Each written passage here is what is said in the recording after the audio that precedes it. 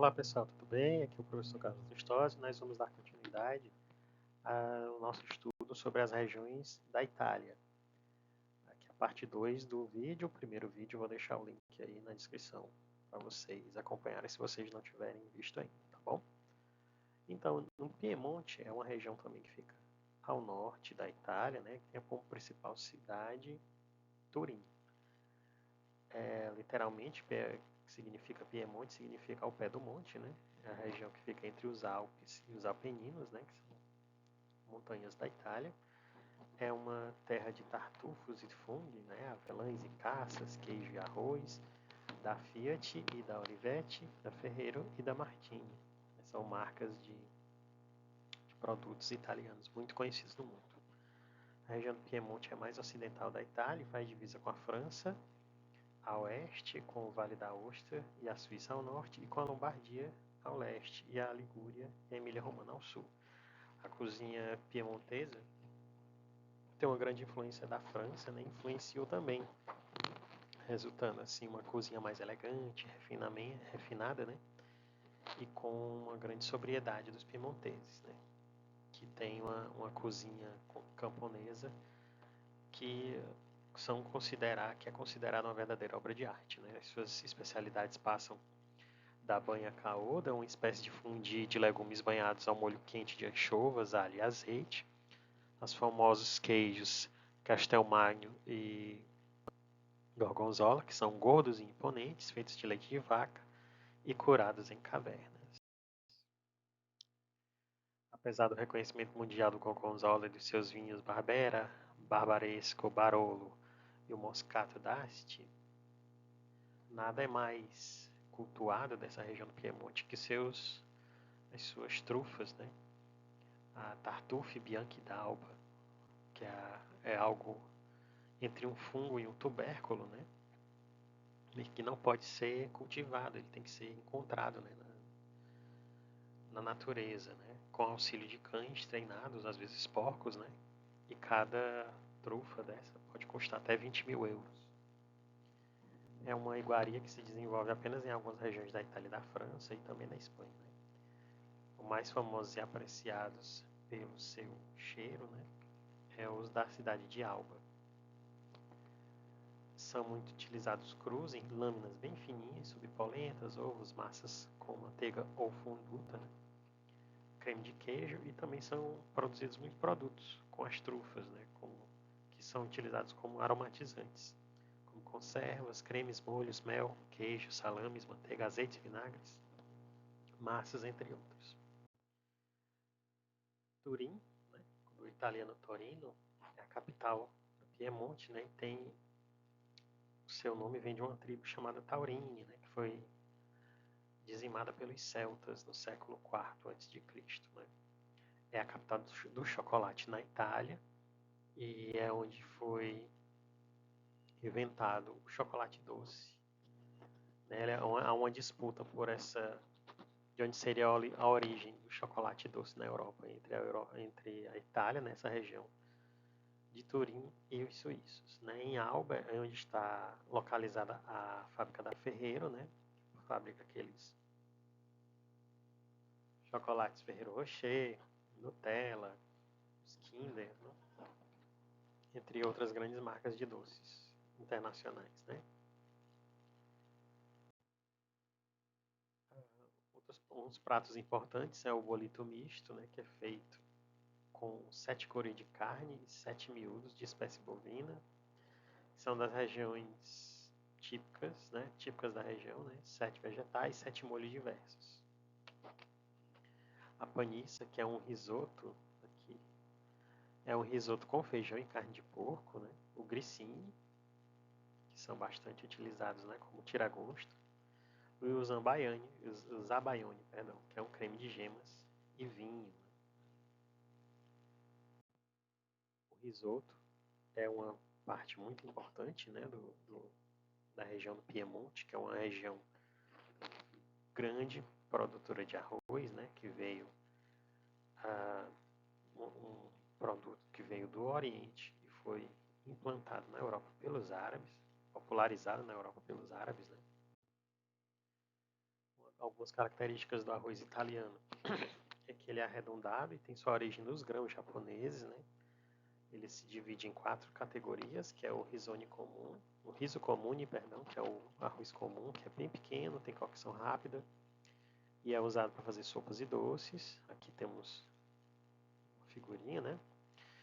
O arroz semifino, né, que é um pouco maior que o comum e é mais arredondado e é mais utilizado na região de Vêneto. O arroz fino, que é mais alongado e estreito, tem menos amido e é utilizado para saladas ou para pilaf. E o arroz super fino, que tem mais amido, são maiores, tem menos quebra e é mais utilizado na Itália o carnole, né, que resiste mais ao tempo de cocção, não perdendo o ponto de al dente. O arbóreo é o mais difundido fora do território italiano, ele tem mais amido e é mais fácil de mantecar, né? Vou explicar aqui o que é mantecar mais à frente. Então, pode se chamar de risoto tudo que leva arroz no processo de cocção, libera amilopectina, né, um amido encontrado no exterior do grão, que resulta em um produto cremoso. Né? Qualquer parte do produto que seja comestível pode dar sabor ao risoto, né? Desde queijo, peixes, carnes, aves, verduras, legumes, frutas, são diversas variedades que existem, né? O risoto alla piemontese, o vercelli, alla milanese, enfim. Cada um tem seu, por isso sua denominação leva ingredientes específicos, né? O processo de preparação do risoto exige tempo e atenção, né? E para fazer um bom risoto você precisa de um excelente fundo, né? Que é o que a gente popularmente chama de caldo. Não pode estar salgado, mas tem que estar sempre quente, aquecido, né? Para colocar na mistura do arroz. Tem que ter um sabor delicado, porque como vai ter uma grande evaporação, né? O sabor vai acabar ficando concentrado. Esse fundo tem que ser feito, o risoto em uma panela de fundo amplo e grosso, para que haja cocção uniforme do arroz. Né, para que você possa suar a cebola, os outros aromáticos, a manteiga e tal. Nesse processo, a técnica do risoto, né, passa por um processo de tostatura, chamado tostatura, que é quando se aumenta a intensidade do fogo para adicionar o arroz, aí se mexe constantemente até que ele fique bem brilhante. Isso vai proporcionar uma proteção dos grãos. Depois se coloca o vinho, né, até ele evaporar bem, ao ponto que quase o arroz grude na panela. Depois você começa a adicionar o fundo ao arroz até cobri-lo.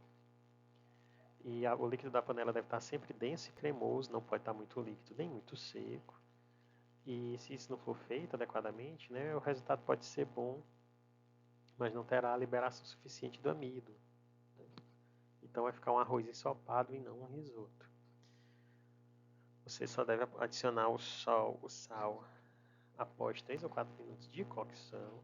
Depois de aproximadamente 14 a 18 minutos é que você começa depois que você começou a colocar o fundo, é que o arroz vai começar a ficar mais macio, né, al dente.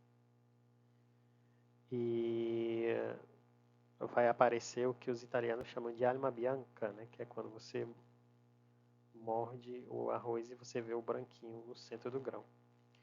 Aí nesse momento se inicia o processo de mantecatura, que é quando você coloca a gordura, geralmente manteiga fria, e queijo parmesão, misturando bastante, né, para emulsionar o líquido, que é até ele ficar bem cremoso.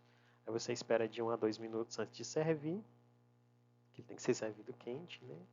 E o resultado vai ser cremoso, com grãos íntegros e bem visíveis. Essa região da Emília-Romana, que já está vem no norte, mas já se voltando um pouco para o centro, né?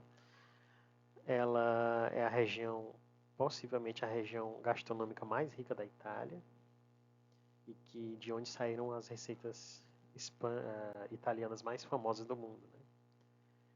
Ela é formada por 2 regiões que têm grandes diferenças, né? A Emília, né, que é a região símbolo da sobriedade e dos gostos refinados, e a Romana, que tem uma cozinha mais camponesa, que Tem produtos de caça, ervas, animais de pequeno porte, peixes de água doce e tal. Algumas produções importantes, né, são as piadinas, que é um tipo de pão achatado e grelhado, comido com muitos ingredientes, né? Geralmente a massa é à base de ovos. E na Emília também existem muitas províncias com seus produtos artesanais, né? O presunto de Parma, né? Que é o chamado presunto cru do Colatello, do Parmigiano Reggiano, né? Que é o queijo parmesão, que é a mais famosa fábrica de massa da Itália, que é a Barilla, cujos produtos não é tão difícil a gente encontrar aqui no Brasil, né? Na Bolonha foi onde foi criada a mortadela, a lasanha e o tortellini, né? São